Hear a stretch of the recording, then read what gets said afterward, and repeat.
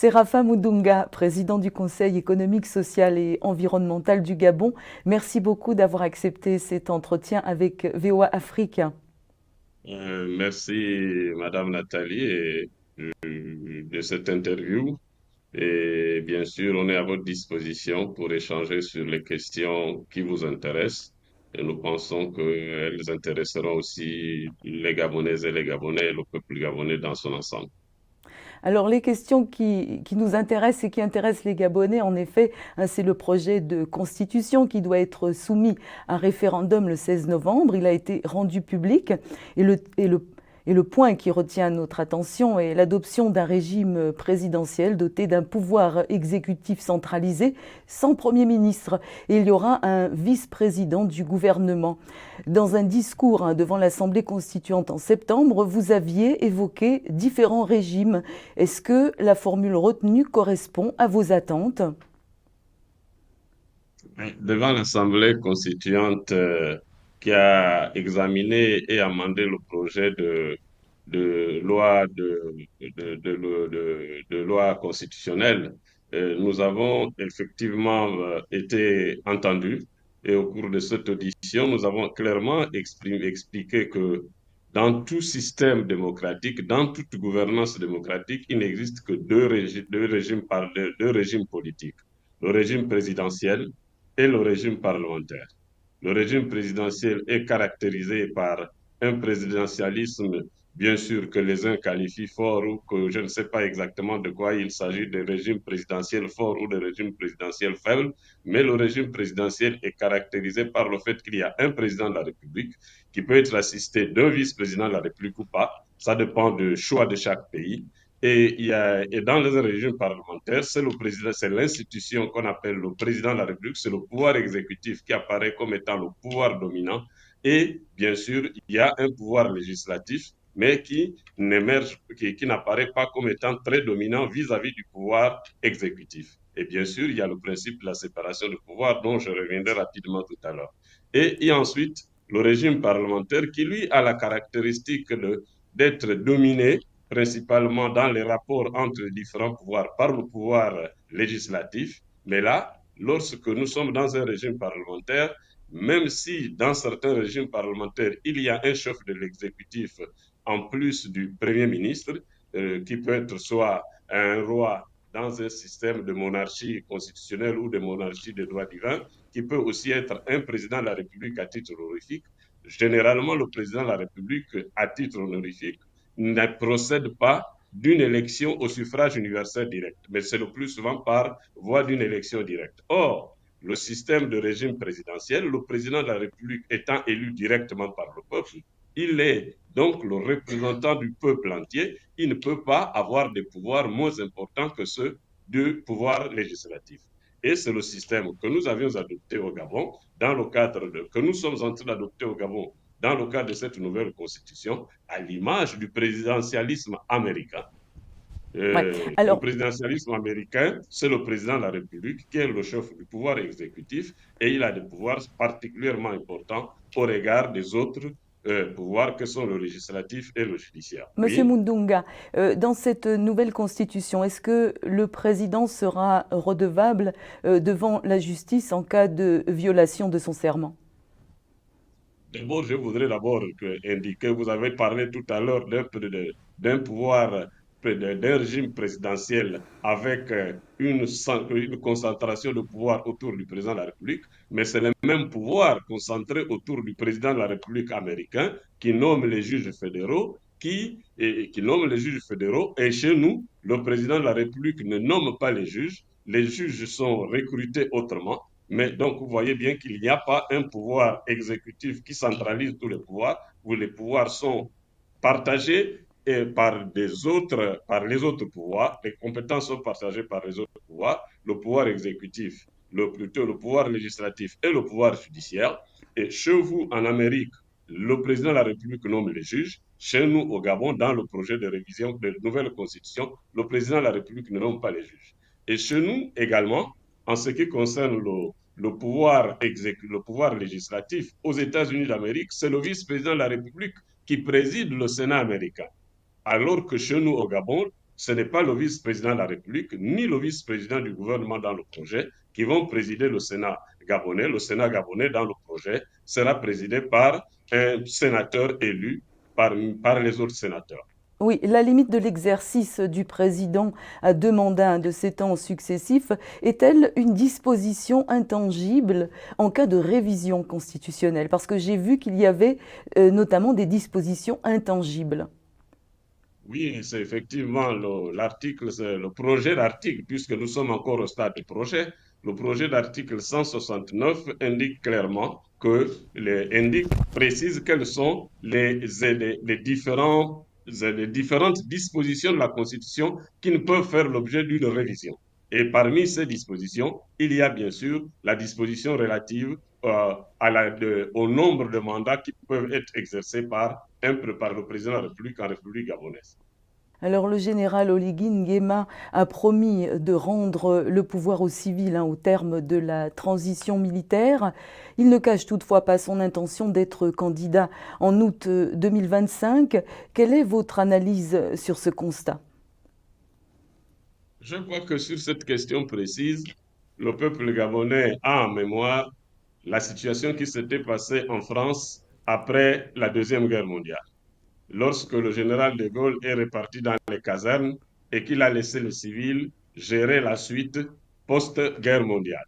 Et bien sûr, l'instabilité de la quatrième République aidant, le président René Coty, à l'époque, le dernier président de la quatrième République, a dû recourir au général de Gaulle pour le supplier de revenir aux affaires et de présider aux destinées des Françaises et des Français.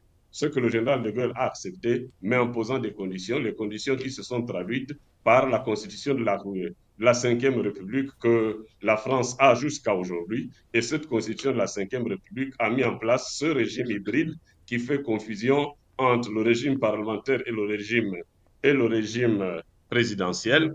Et bien sûr, la question aujourd'hui qu'il faut poser, ce n'est pas de la poser sous l'angle que vous indiquez, mais c'est de savoir le peuple gabonais a-t-il intérêt à demander au général Brice Clotaire Oligui Nguema de continuer l'œuvre de libération du peuple gabonais qu'il a eu à commencer en consolidant cette libération ou doit-on faire comme en France, copier la France, l'ancienne puissance coloniale, peut-être par fidélité à la colonisation, pour demander que les militaires se retirent d'abord et ensuite qu'on aille les solliciter à nouveau pour qu'ils reviennent parce que nous, les civils, qui auront repris les choses, auront ramené l'ordre ancien qui a tant fait souffrir les Gabonaises et les Gabonais.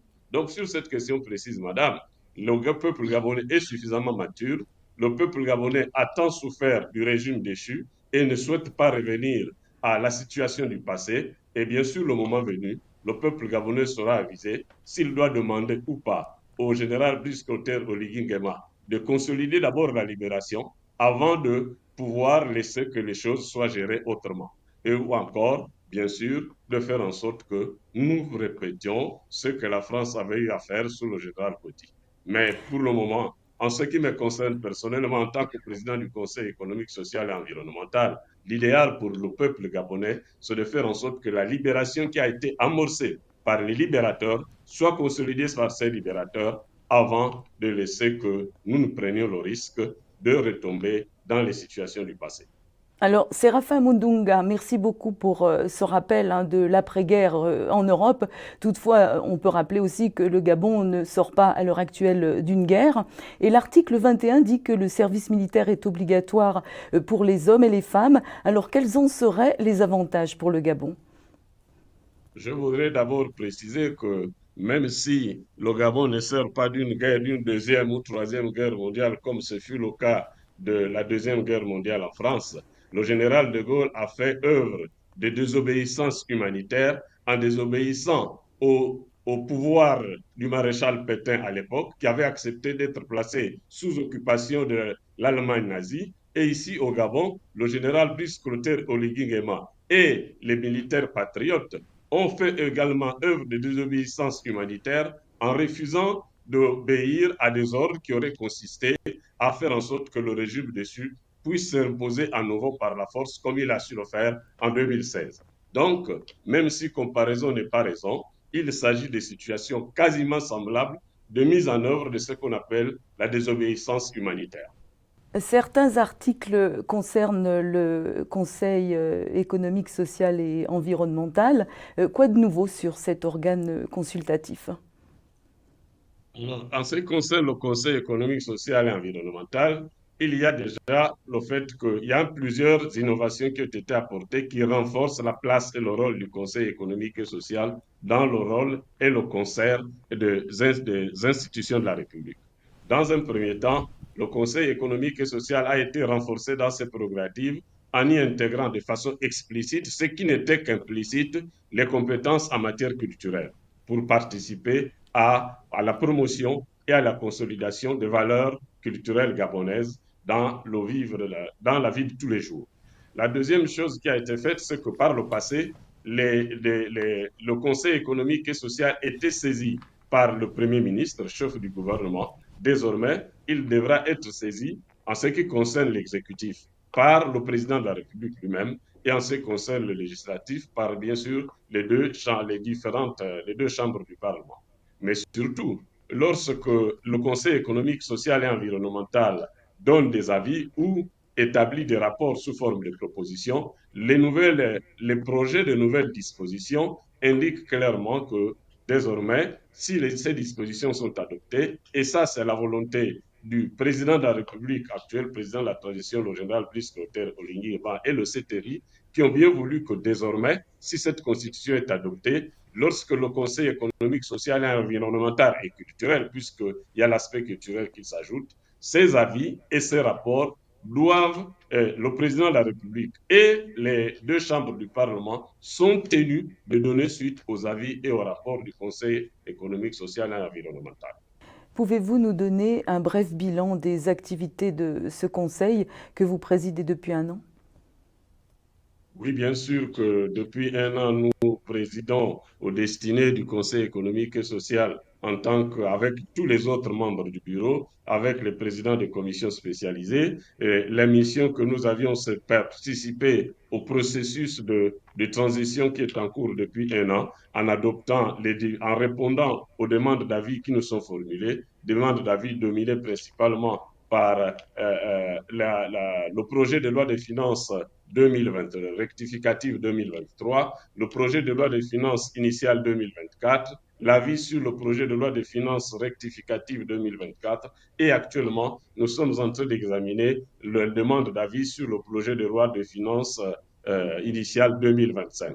Au-delà des demandes d'avis, le Conseil économique et social s'est auto-saisi de certaines questions, notamment en envoyant une importante contribution au dialogue national dans le cadre du processus en cours d'élaboration de la nouvelle constitution et bien sûr contribution du Conseil économique et social qui a fortement inspiré les participants au dialogue national, d'ailleurs au sein duquel le Conseil était représenté par 5 membres et bien sûr les différentes propositions, plutôt les différentes recommandations qui prenaient en compte la contribution du Conseil économique et social, nous nous sommes félicités de constater que le projet de nouvelle constitution avait pris en compte un ensemble de nos propositions. Et ensuite, nous sommes actuellement en train de travailler sur le projet d'élaboration d'un référentiel de valeurs profondes de valeurs culturelles gabonaises pour que ces valeurs culturelles puissent participer au dialogue des cultures en Afrique et dans le monde. Alors, à propos de culture, le texte de la nouvelle loi fondamentale reconnaît le français comme langue officielle de travail et implique de soutenir les langues locales. Le développement des langues locales, est-ce un point qui vous importe en particulier? Oui, c'est un point qui nous importe en particulier parce que d'abord, euh, dans un passé lointain, j'ai été ministre de l'Éducation nationale, de l'enseignement supérieur, de la recherche scientifique et de l'innovation. Et dans ce cadre, j'ai présidé les États généraux, j'ai organisé et présidé les États généraux de l'éducation, de la formation et de la recherche. Et en la matière, les principales recommandations qui ont abouti à une loi d'orientation ont fait en sorte que les aspects culturels liés à la langue nationale puisse avoir une place centrale au sein du système éducatif gabonais, du système de recherche scientifique. Et bien sûr, parce que sans langue locale, il n'y a pas la possibilité de promouvoir la culture de tel ou de tel pays, de telle ou de telle communauté. Alors, l'État garantit l'égal accès des femmes et des hommes. Là, je cite un article aux mandats électoraux ainsi qu'aux responsabilités politiques et professionnelles. C'est l'article 20. La nouvelle loi fondamentale consacre-t-elle des mesures incitatives, sinon contraignantes, en ce qui concerne l'équilibre des genres aux fonctions nominatives? Je n'ai pas pu lire tous les articles.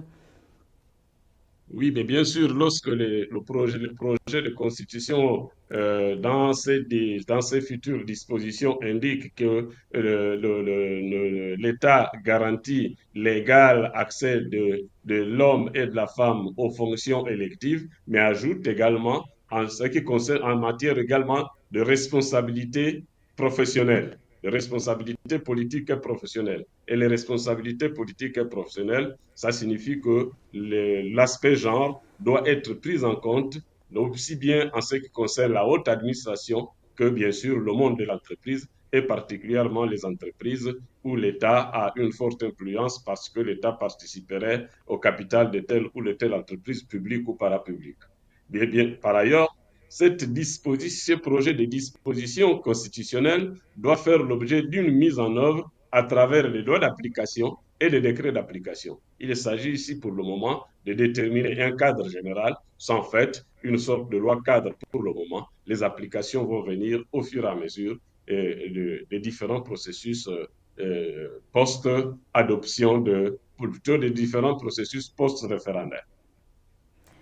L'article 40 dit, je le cite, les pouvoirs publics sont tenus de promouvoir, de respecter et de faire respecter la bonne gouvernance dans la gestion des affaires publiques et de réprimer la corruption, les détournements de deniers publics. Est-ce une nouvelle disposition? Parce que l'on sait que dans une démocratie fonctionnelle, la justice peut se porter garante d'une telle disposition, mais comment s'en assurer réellement pour ne pas commettre les erreurs du passé? Vous avez d'ailleurs été ministre de la Justice. Oui, et en tant que ministre de la Justice, je peux vous dire que le code pénal gabonais, le code pénal gabonais a des dispositions qui sanctionnent, qui sanctionnent toute délinquance économique et financière. Que cette délinquance économique soit du domaine, soit dans le cadre de l'activité de la puissance publique ou encore dans le secteur privé. En ce qui concerne le secteur privé, c'est justement la question de la bonne gouvernance des affaires publiques qui est évoquée ici. Et cette bonne gouvernance est évoquée, elle est fait l'objet de ce projet de disposition parce que, comme vous le savez et vous l'avez commencé à le dire, la bonne gouvernance fait partie des 4 valeurs démocratiques aux côtés aux côtés desquelles il y a les principes démocratiques, il y a l'état de droit et il y a les droits de l'homme, bien sûr, plus cette 4e valeur démocratique qu'est la bonne gouvernance des affaires publiques.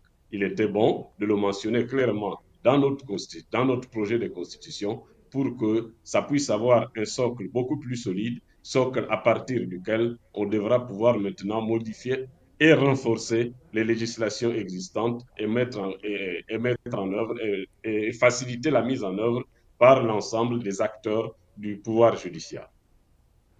Séraphin Moudunga, en 2016, alors que vous étiez ministre de la Justice, vous aviez contesté les résultats de la présidentielle qui déclarait Ali Bongo vainqueur. Vous avez réclamé le recomptage des voix. Vous avez ensuite démissionné aussi du PDG. Puis vous avez alors vécu 7 ans en exil.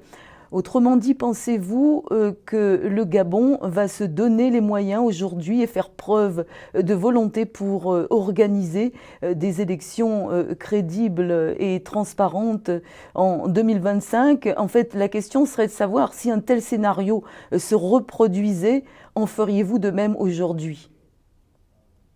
Vous savez, lorsque beaucoup de personnalités gabonaises ont démissionné, soit en 2016, soit avant 2016, soit après 2016, et chacun avec des motifs différents.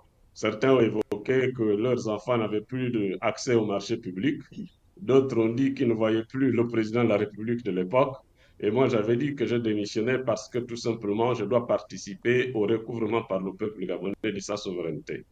Et bien sûr, avant que je ne démissionne, j'ai fait œuvre de désobéissance humanitaire le 30 août 2016 en refusant d'aller lire un communiqué qui mettait en cause un accord imaginaire qui aurait hacké les résultats électoraux qui sont sur des papiers écrits au crayon et qui sont donc des écrits manuels et qui auraient été hackés par un hacker. En fait, j'avais refusé d'aller lire un communiqué qui démontrait qu'au Gabon, on avait inventé le hacker informatique avant que l'informatique n'existe. Et bien sûr, donc en démissionnant, j'ai pris la décision de faire en sorte qu'avec les autres, nous participions au recouvrement de sa souveraineté par le peuple gabonais. Ce qui a été réussi par les militaires qui, en 2023, soit 7 ans plus tard, et comme par hasard, le 30 août également, ont fait aussi œuvre de désobéissance humanitaire en refusant cette fois-ci de faire en sorte que la forfaiture puisse se répéter. Et c'est grâce à ce refus, à cette désobéissance humanitaire que le peuple gabonais est aujourd'hui en cours de recouvrement de sa liberté, en cours de recouvrement de sa souveraineté. Maintenant, quant à la question de savoir est-ce que le Gabon va pouvoir organiser des élections réellement transparentes, le processus de transition sous la houlette du président Brice Clotaire Oligui Nguema a pris l'engagement, a pris rendez-vous pour organiser dans ce pays un processus de transition qui soit un processus le plus inclusif possible, le plus démocratique et pour parvenir à une paix durable dans notre pays et à la prospérité pour tous. Nous prenons simplement rendez-vous que le processus de transition, dont le bilan d'étape sur un an est particulièrement positif et particulièrement le bilan parle de lui-même.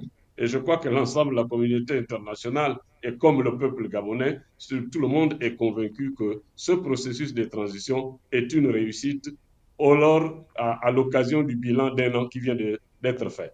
Il reste la suite qui va s'amorcer avec le processus de référendum constitutionnel. Ce référendum constitutionnel va se passer dans de très bonnes conditions. Vous constaterez, madame, que le oui va l'emporter de façon écrasante et la suite se poursuivra. Le Gabon organisera un modèle de processus de transition qui va être, permettez-moi la répétition, modélisé pour être, pour servir d'école à beaucoup de pays qui sont avides de démocratie, avides d'inclusivité et avides de paix.